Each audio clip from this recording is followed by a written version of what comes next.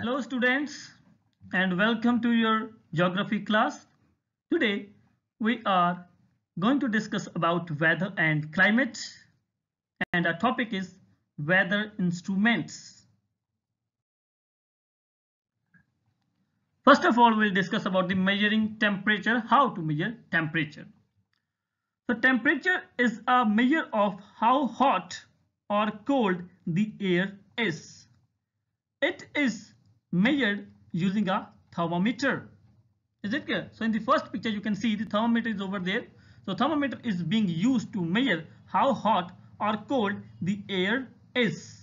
Is it clear? So temperature is measured by thermometer. Hot air has higher temperature than cold air, and when air is extremely cold it has negative temperature, and a minus sign is used to depict the temperature below the freezing point or 0 degrees. The thermometer measures temperature in Fahrenheit, Celsius and Kelvin scale. Fahrenheit is used mostly in United States, and use of Celsius is more common in rest of the world. Temperature marked with F are recorded using Fahrenheit scale and C are recorded in Celsius scale of temperature. Now if we talk about the freezing point of water, it is 32 degree F in Fahrenheit scale and it is 0 degree Celsius in Celsius scale or 0 degree C in Celsius scale. And if we talk about the boiling point of water, it is 212 degree F in Fahrenheit scale and it's 100 degree C in Celsius scale. Now in the second picture you can see another thermometer is over there, 6 maximum and minimum thermometer. Now let us see when we are using this thermometer. Air temperature at any given place changes throughout the day. A special type of thermometer called 6 maximum and minimum thermometer is used to measure maximum and minimum temperature throughout the day. Is it clear? So we are using the 6 maximum and minimum thermometer to record or to measure the maximum and minimum temperature throughout the day. The third picture you can see the thermometers are kept in Stevenson screen. Now what's that? To record or to measure humidity and air temperature, we are using the wet and dry bulb thermometers. Now what happened? Rain, snow and high wind can affect the reading of dry and wet bulb thermometers. That is why it is kept in shelter, and we call this apparatus as Stevenson screen, as it was being invented by Sir Thomas Stevenson. Is it clear? So this apparatus is kept above the ground and it has lowered sides to encourage free passage of air. It is painted white to reflect the heat radiation to measure the temperature of the air in the shade. Its doors open towards the pole to minimize disturbances when reading in daylight. Double roof walls and floor of white painted wood provide screening, and extensive lowers maintain adequate ventilation to record humidity and air temperature throughout the day. Is it clear? Now next is measuring humidity. So first of all, what is the humidity? Humidity is the amount of water vapor present in the air. Is it clear? So what is humidity? It is the amount of water vapor present in the air. Another term we have come across when we were discussing about humidity in our previous video was absolute humidity. Now what is absolute humidity? It denotes the actual amount of water vapor present in the atmosphere. Is it clear? So what is absolute humidity? It denotes the actual amount of water vapor present in the air or atmosphere. Humidity is always measured in grams per cubic meter. For recording humidity in the air and for the purpose of weather forecasting, relative humidity needs to be measured. We have discussed earlier also what is relative humidity. Relative humidity is the ratio of the amount of water vapor in the air at specific temperature to the maximum amount that the air could hold at that temperature. Is it clear? So what is relative humidity? It is the amount of water vapor in a given volume of air at a given temperature. Is it clear? In relation to maximum amount of water vapor the same volume of air can hold at that same temperature.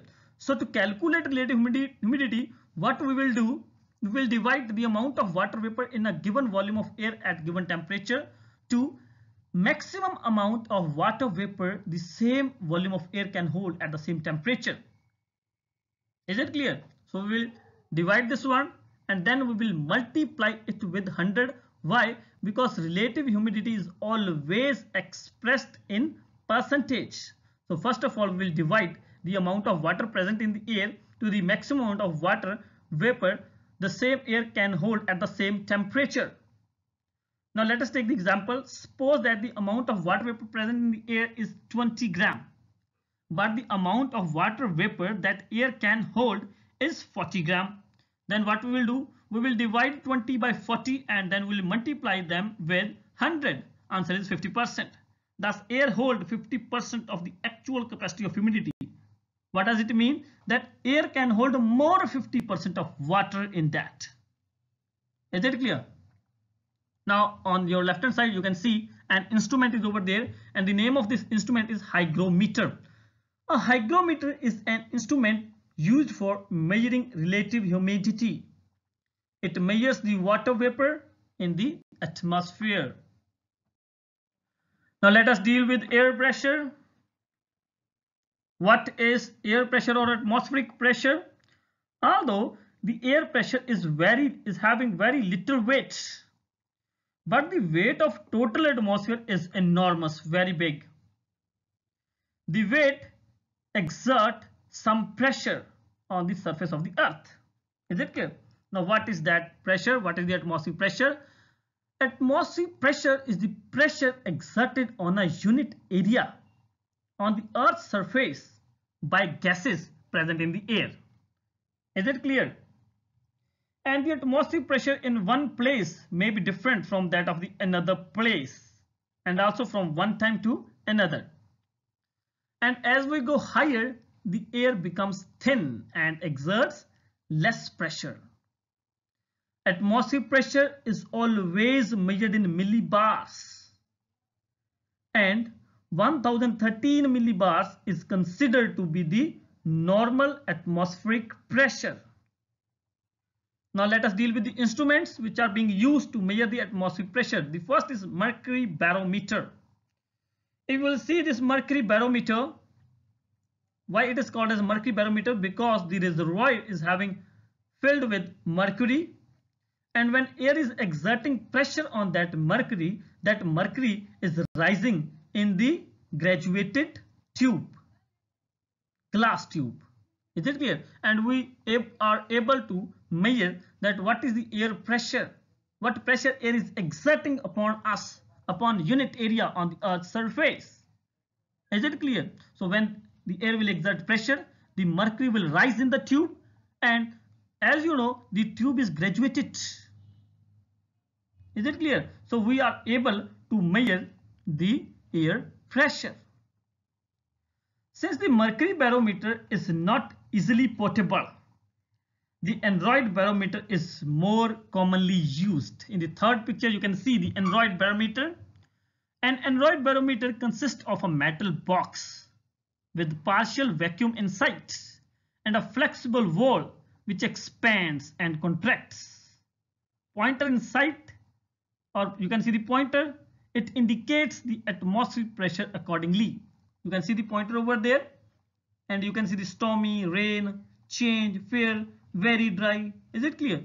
So with the help of this one, we are able to measure the atmospheric pressure.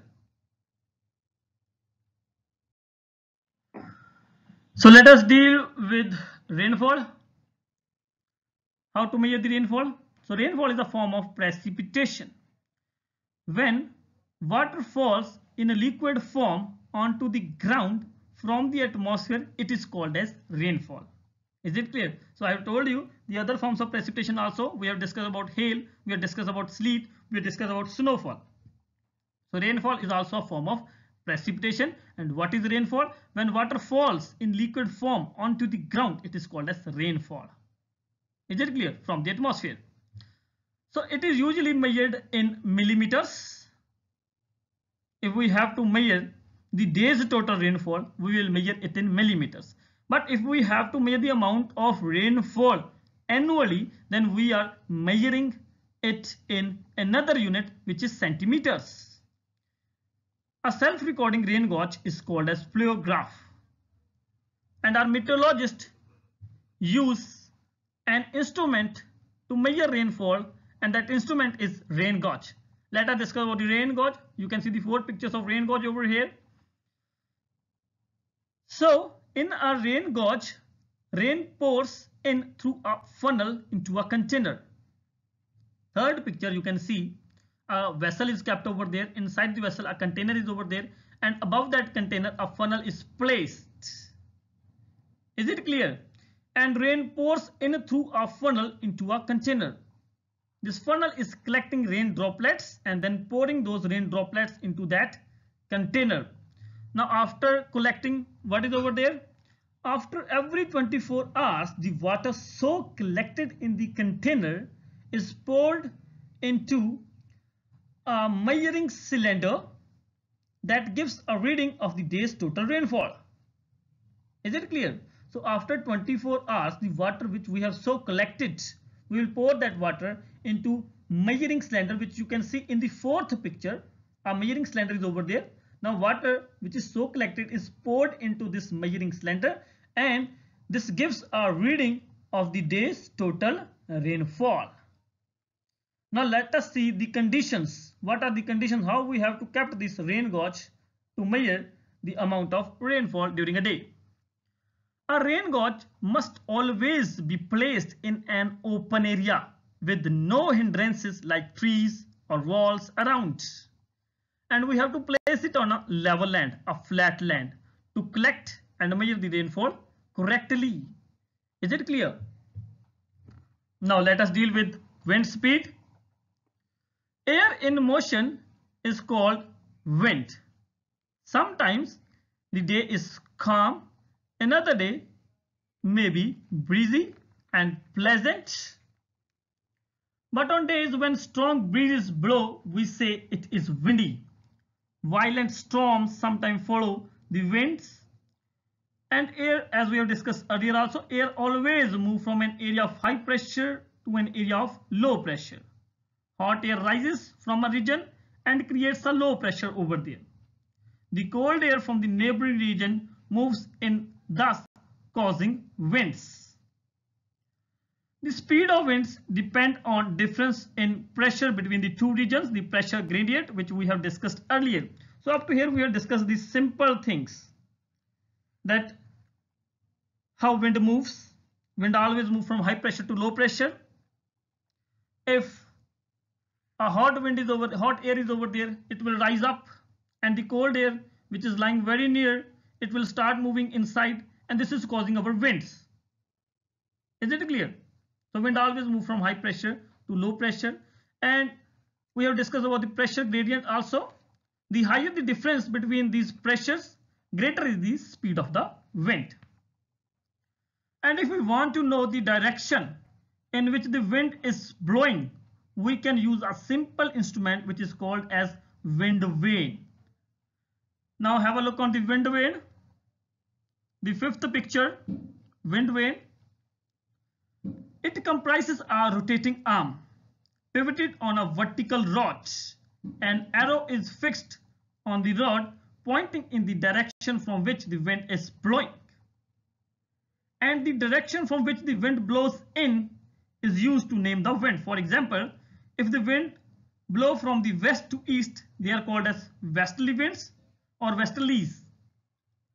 To get the correct direction of the wind vane is put up on high buildings, on their roofs, where there is no hindrances. Now, an instrument called the cup anemometer is over there, which helps us to measure the speed of wind. Now we came to know the wind vane helps us. This is an instrument, wind vane, which helps us to know the direction of the wind. Is it clear? Anemometer or the cup anemometer helps us to know the speed of the wind. It comprises 3 or 4 arms attached horizontally to a vertical spindle which can rotate. The metal cups fixed at the end of each arm helps in rotation. The number of times the cup rotates is counted and recorded by an anemometer attached to the rod. This is used to calculate the speed of the wind. An anemometer can also be modified to get a continuous recording of the speed of the wind on paper. This instrument is known as anemograph. Is it clear? So likewise, you must have seen the speedometer of your motorcycle, of your bikes, of your scooties. Is it clear? Similarly, we are having a speedometer, you can say over here, which is recording the speed of the wind. Is it clear? And to record or to get a continuous record of the speed of the wind on paper, another instrument is being used, and that instrument is known as anemograph. The speed of wind is measured in kilometers per hour or meters per second. When the number of rotations of the cups is more, it indicates that the wind is blowing at high speed. The Beaufort scale on page number 33 is based on the effect of the wind at different speeds and is used to estimate the speed of the wind. Is it clear? And you can see the pictures of anemometer over there. 6th and 7th picture of anemometer is over there. Cup anemometer is there. It is used to calculate the speed of the wind. Now Beaufort scale is over there on page number 33, and it tells you about the different speeds of wind and their effect of speed on land and on the sea. Next is isoheights. Now what are the isoheights? They are the lines which is used to connect the areas on map which receives the same amount of rainfall above the mean sea level. In the picture you can see the lines are over there, and these lines are connecting the areas on the map which receives the same amount of rainfall. Next is isotherms. Isotherms are lines joining the places on the map. Is it clear? On the map you can see they are joining the places which are experiencing equal temperature reduced to a sea level. Is it clear? The lines which you are seeing on the other map, on the world map which is over there, so these lines are joining the places on the map experiencing equal temperature. Is it clear? So with this we have finished with your chapter. In our next video I will put you the exercise part and the question answers of this chapter. Thank you.